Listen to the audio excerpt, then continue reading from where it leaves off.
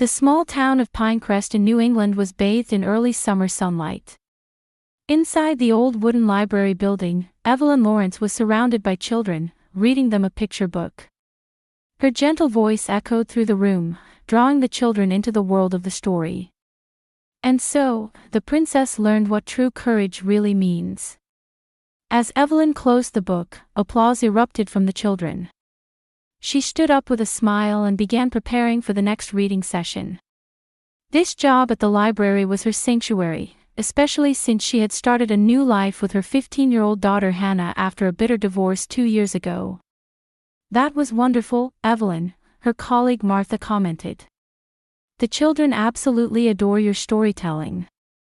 Evelyn smiled, but at that moment, her cell phone vibrated in her pocket. Her ex-husband Jeffrey Lawrence's name appeared on the screen. She hesitated for a moment, took a deep breath, and answered. "Jeffrey, what is it?" She tried to keep her voice steady. "Evelyn, I've just sent formal papers through my lawyer." Jeffrey's voice was cold and businesslike. "I'm filing for full custody of Hannah. I've determined that your emotional instability is having a negative impact on our daughter's development." Evelyn felt her heart nearly stop. But sensing Martha's concerned gaze, she made a tremendous effort to maintain her composure. She wanted to avoid being labeled as too emotional again. "I understand. I'll consult with my lawyer," she replied briefly and ended the call. "Is everything all right?" Martha asked. Evelyn tried to smile, but her facial muscles wouldn't cooperate. "My ex-husband is filing for custody of Hannah." Martha's face registered surprise. "Goodness. Jeffrey Lawrence. The man known as the town's perfect gentleman." Evelyn gave a bitter smile. In the eyes of the townspeople, Jeffrey was a successful real estate company owner and a calm, rational gentleman. Meanwhile, Evelyn, who had let her emotions explode during the divorce, had gained a reputation for being unstable and emotional. "I'll be fine," Evelyn said, though her heart was in turmoil. "I need to finish work today and talk to Hannah." When she arrived home, she was surprised to find Hannah had returned early from school. Her daughter, who would normally be doing homework in the living room, was staring absently out the window. "Hannah, why are you home early?" Hannah turned around, her eyes moist with tears. "Dad called me about the custody case." Evelyn sat down next to her daughter and tried to embrace her. As she did, Hannah's sleeve rolled up, revealing old scars on her arm. "What's this?" Evelyn asked worriedly. "I just fell off my bike before." Hannah quickly pulled down her sleeve and changed the subject. "Mom, I don't want to be separated from you." At her daughter's words, tears welled up in Evelyn's eyes. "Don't worry, Hannah. I promise I'll fight to keep us together." She hugged her daughter, but anxiety swirled within her. Hannah's scars and her unnatural explanation. An intuition that something important was being hidden tightened Evelyn's chest. The next day, Evelyn visited attorney Lisa Jones's office. "The situation is difficult," Lisa said frankly. "Jeffrey is an influential man in town, and many people support him. And that emotional outburst of yours during the divorce was recorded, labeling you as unstable." "But I was just trying to protect Hannah," Evelyn explained desperately. "We need to take a different approach this time," Lisa said quietly.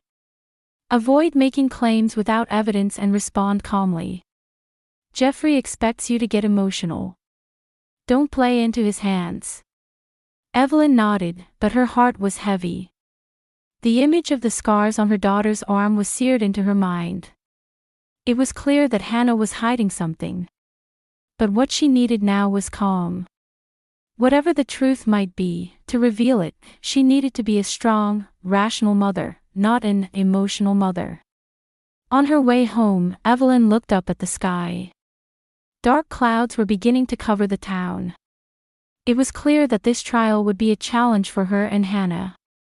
But she was determined never to give up. As the court date was set, tension began to permeate Evelyn's life. While preparing dinner in the kitchen, her phone rang. She held her breath when she saw the name displayed on the screen. "Good evening, Carol," Evelyn said her mother-in-law's name. There had been little contact between her and the Lawrence family since the divorce. "Evelyn, I'd like to speak with you." Carol Lawrence's voice was elderly but dignified.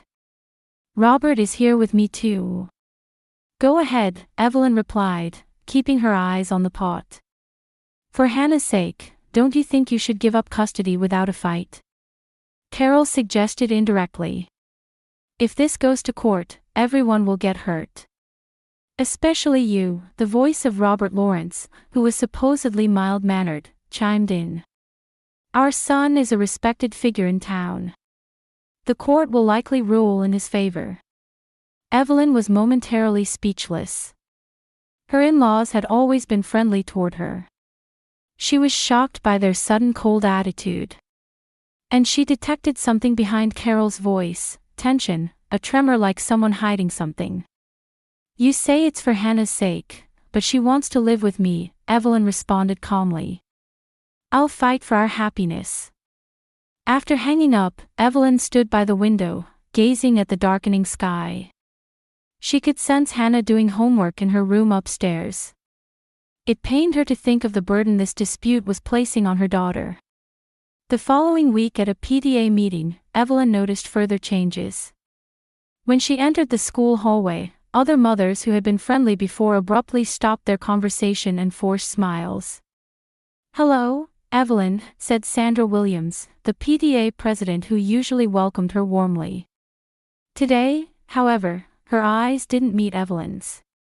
"Sorry, I'm in a bit of a hurry."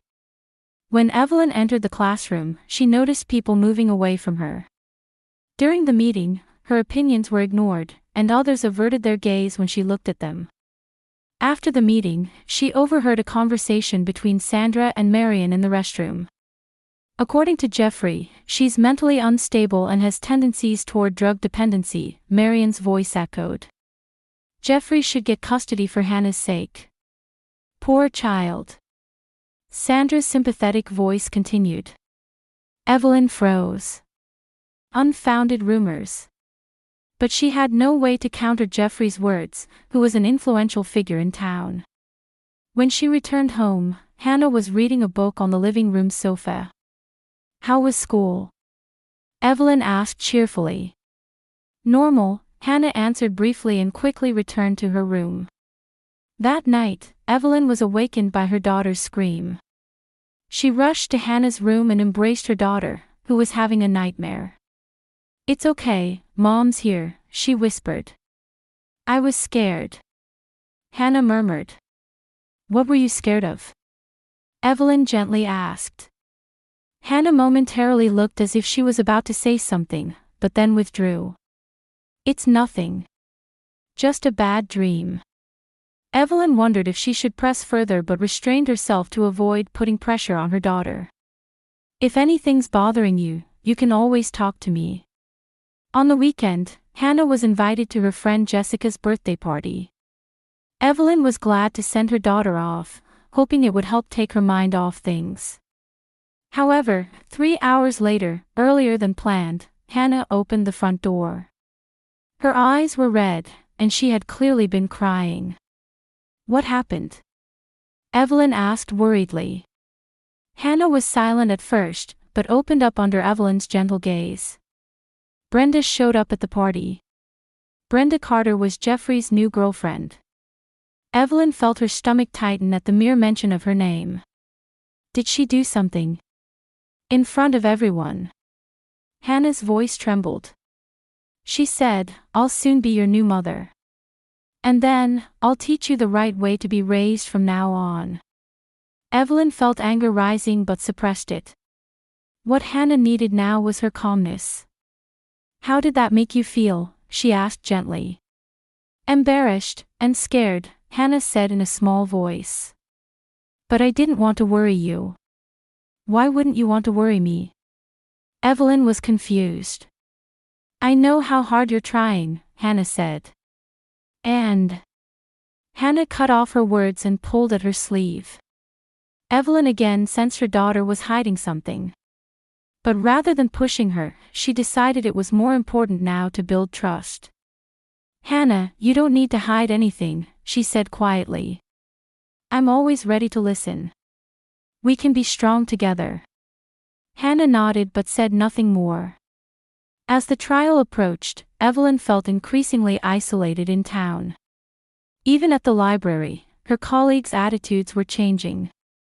One rainy afternoon, she was sorting returned books. The library was quiet, with only the sound of rain breaking the silence. "Evelyn Lawrence." Turning to an unfamiliar male voice, she saw a middle-aged man standing there. "Yes, that's me," she replied. "Mike Davis," the man introduced himself. "I was a high school classmate of Jeffrey's." Evelyn felt wary. "Can I help you with something?" "I wanted to warn you," Mike lowered his voice, looking around. "Behind Jeffrey's perfect gentleman image, there's another face. Since high school, he's had trouble controlling his anger." Evelyn's heart began to beat faster. "What do you mean?" "Those who defied him." Mike hesitated. "Anyway, you shouldn't trust his calm exterior." "Would you testify in court?" Evelyn asked hopefully. Mike shook his head sadly. "I can't go against the Lawrence family in this town. I have my own family to consider." After he left, Evelyn leaned against the bookshelf. Something was beginning to connect in her mind. Jeffrey's perfect exterior, the scars on Hannah's arm, the nightmares. She didn't notice that Hannah had been listening to this conversation from behind the library bookshelves. The girl's eyes showed determination, as if she had made a decision. But she wasn't ready to confide in her mother yet.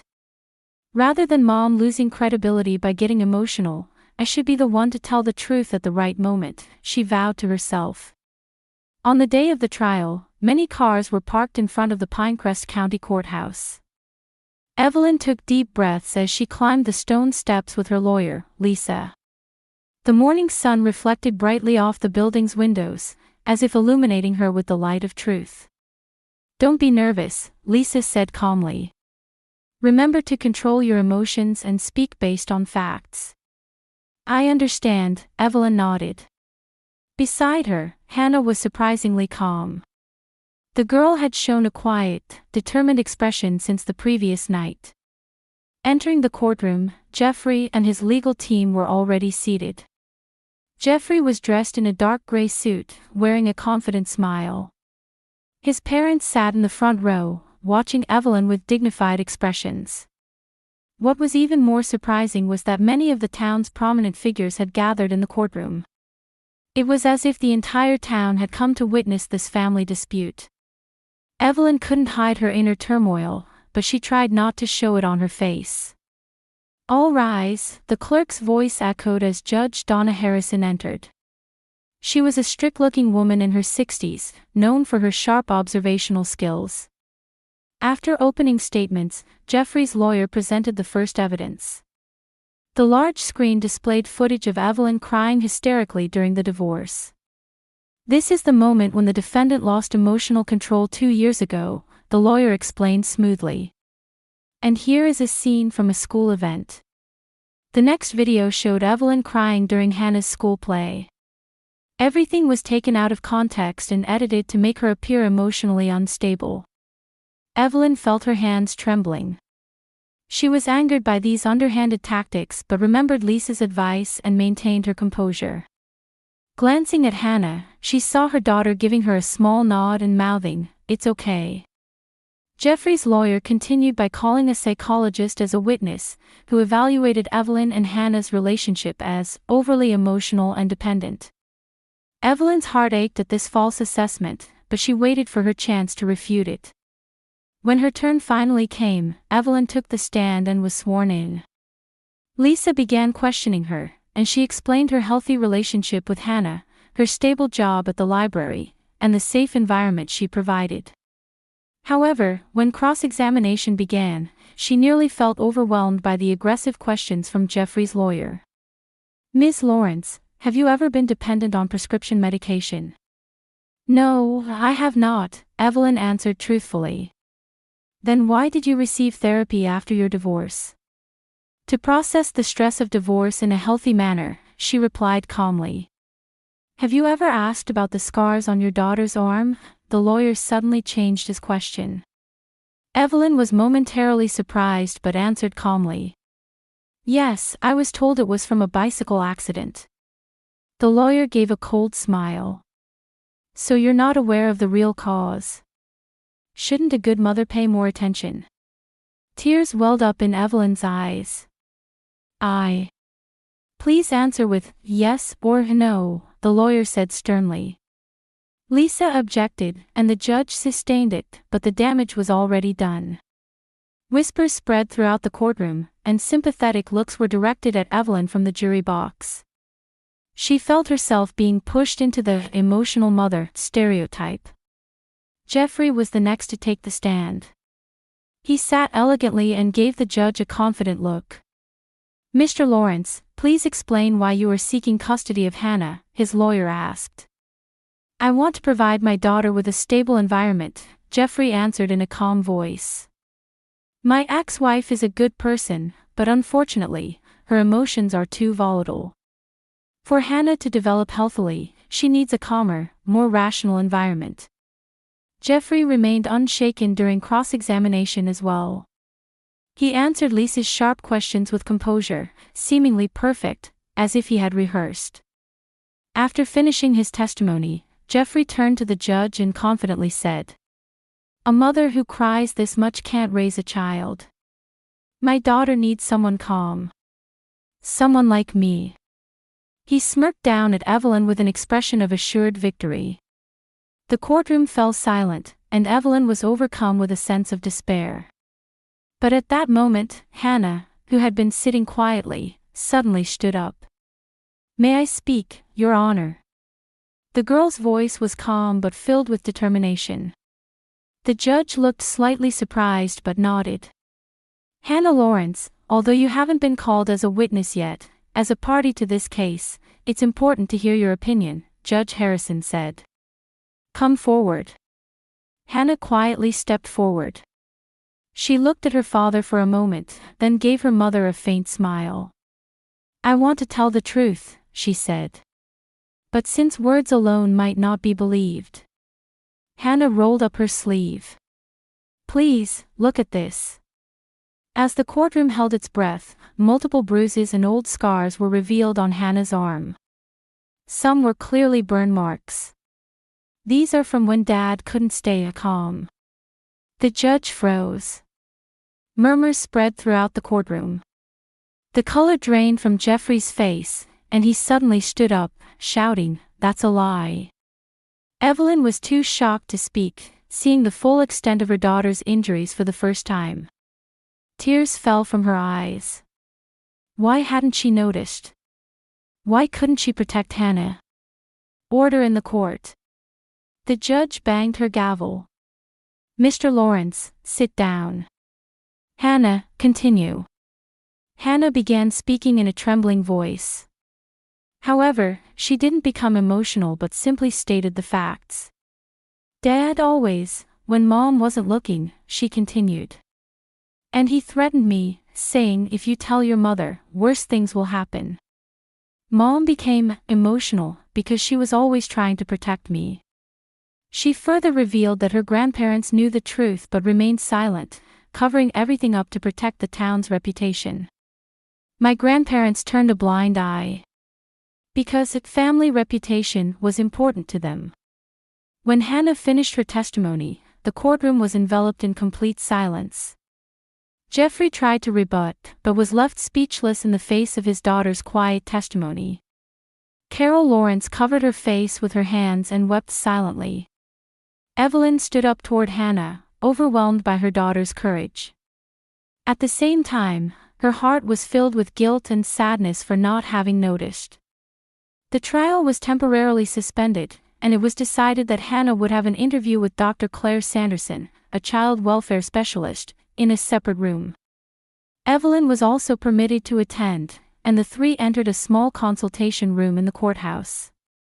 When the door closed and they were finally alone, Evelyn asked Hannah in a trembling voice, "Why didn't you tell me before? I could have protected you."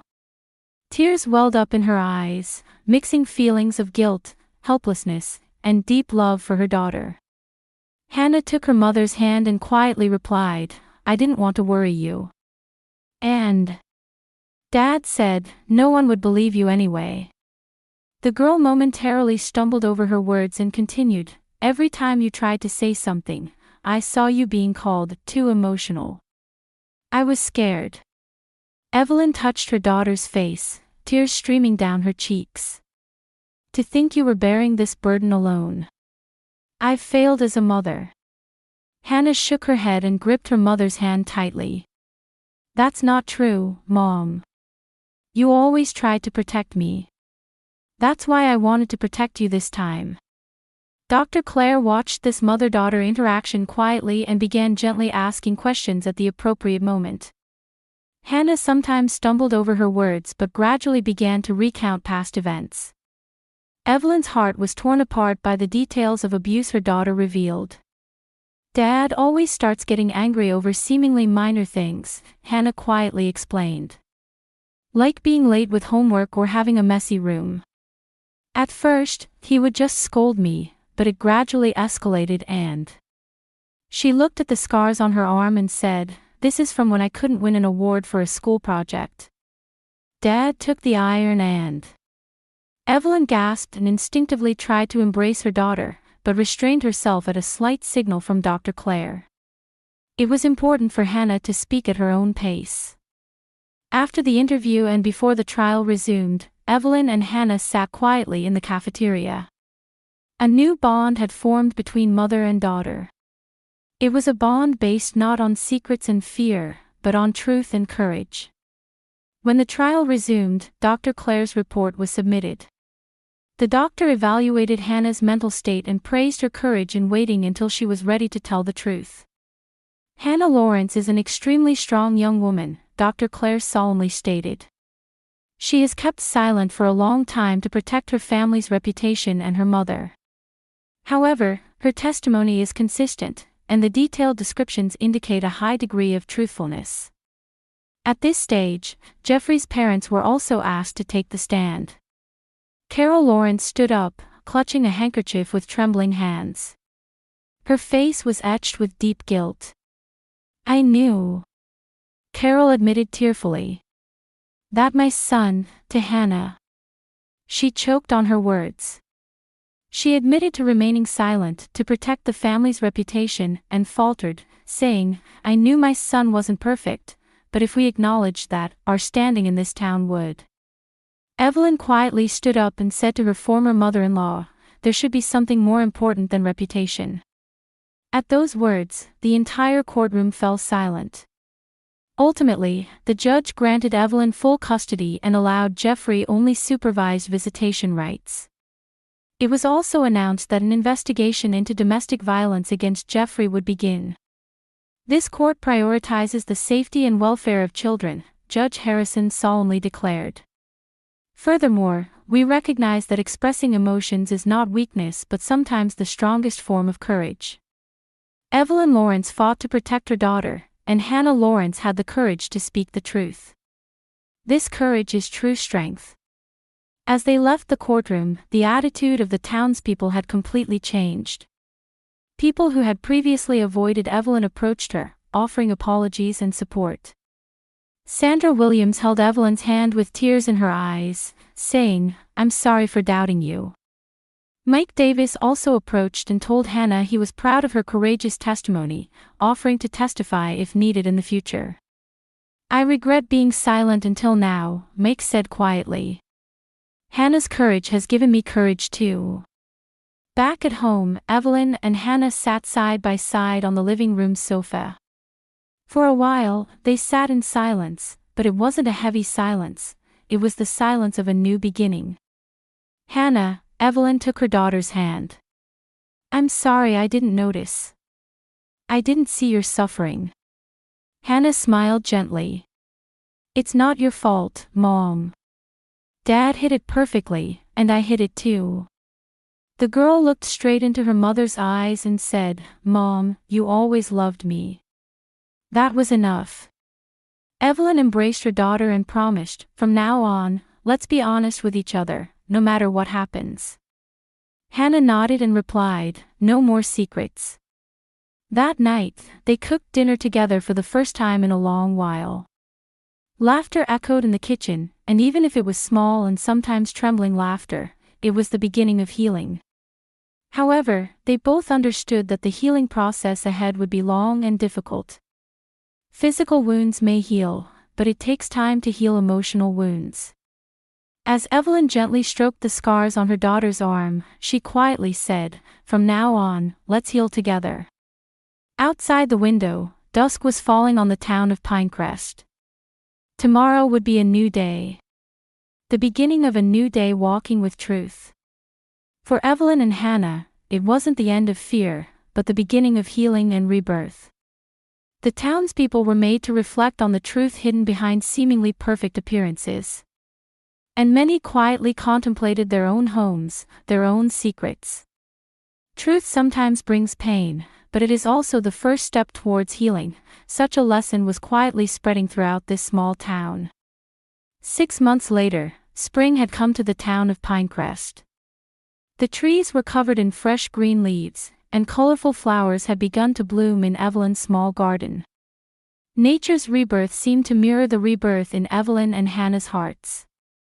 Evelyn had started a reading group at the library with the theme, Emotional Wounds and Healing. What began with just a few participants now filled the small conference room. She herself was attending therapy with her daughter, gradually confronting past wounds. "I can't forgive myself for not noticing my daughter's suffering," Evelyn confided to her therapist, Margaret. "You were a victim too," Margaret replied gently. "Abusers are skillful at hiding the truth. Instead of blaming yourself, focus on how to move forward." Hannah was slowly regaining her smile at school. She was beginning to show talent in creative activities, and poetry writing had become an important means of expressing her emotions. One day, the doorbell rang. When Evelyn opened it, Carol Lawrence was standing there. Her face seemed to bear additional weight of years. "May I speak with you?" Carol asked in a small voice. Evelyn hesitated for a moment but was determined to respect Hannah's opinion. "I'll ask Hannah." Hannah agreed to meet her grandmother, and the three sat on the living room sofa. "We've endured my husband's violence for years," Carol confessed tearfully. "Robert's father was the same. I couldn't stop my son from walking the same path." As the chain of abuse spanning generations was revealed, Carol tried to take Hannah's hand, but the girl wasn't ready to allow that yet. However, she could listen to her grandmother's words. That too was part of healing. As summer passed and autumn deepened, Jeffrey suddenly left town. Rumors spread through the town that his real estate company had gone bankrupt, and he himself had been arrested for drunk driving in another state. The Lawrence family's perfect facade had completely crumbled. Robert and Carol Lawrence remained in town and began donating to the local domestic violence prevention program. Robert particularly supported anger management programs for men, and Carol began giving lectures to other grandparents about the courage to protect grandchildren. A year later, Evelyn and Hannah hosted a special event at the library with the theme, Family Healing. There, Evelyn spoke about her experiences in public for the first time, and Hannah recited her poetry. "Scars don't disappear, but we can draw new stories over them." Hannah's poem moved the audience to silence. Evelyn's final words resonated deeply. True family isn't about perfect appearances, but about remaining honest with each other through difficulties, not hiding wounds but healing together. Silence sometimes becomes the most dangerous accomplice. But if we have the courage to speak the truth and the courage to accept that truth, we can all find a path to healing. Expressing emotions is not weakness but sometimes the strongest form of courage. Hannah held Evelyn's hand, and they smiled at each other. There were tears in their eyes, but they were no longer tears of sadness or fear, but tears of hope for the trials they had overcome together and the healing journey that would continue.